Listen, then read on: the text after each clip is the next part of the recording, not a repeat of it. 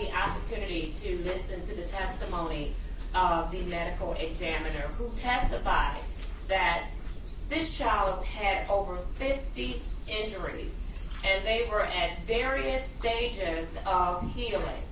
The medical examiner also testified that it is highly unlikely that this child could have inflicted these wounds upon herself, even if she was clumsy.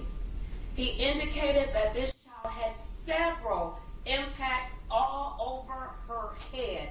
In fact, there was hemorrhaging between the scalp and the bones of this child. I want to paint the picture of the nightmare that this child lived while she was in the care of these two defendants.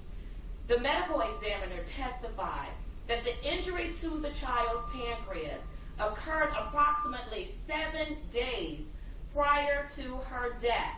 He indicated that the injuries that this child has sustained, she would have been in a lot of pain, and that her health and her ability to move around would have deteriorated greatly prior to her death. The medical examiner went on to testify that any parent or guardian, and I am going to add a sidebar, in their right mind, would have known that this child was sick and needed medical attention.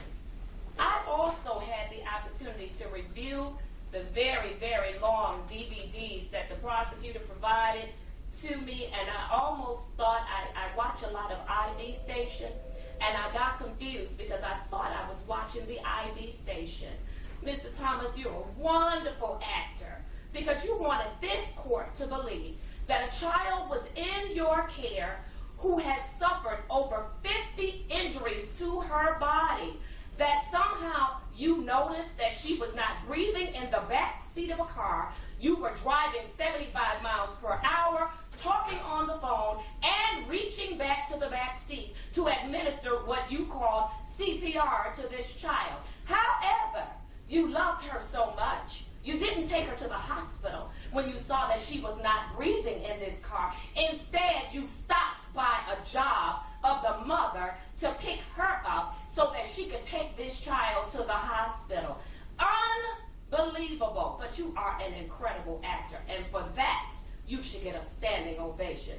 Oh, but Miss Gordon, you're an even better actor, because on your interview, you pretended like you did not know that your child was being abused, either by you or the man that sat at home all day with your child while you worked and he did not.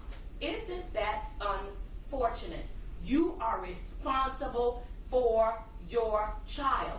What was even more incredible is during your interview, you indicated that you were aware that your child sustained a head injury. However, you did not take her to the hospital because you had had some Moscato and some marijuana on you. Unbelievable. And so you took your child back home and waited another day. You are wholly responsible for what happened to your child. Therefore, I'm binding both of you over to the Wayne County 3rd Circuit Court. Your arraignment on the information will be February the 11th, 2015. Don't ask me anything about bond. I'm not entertaining it, and I wish you all the very best. And I'm really being sarcastic.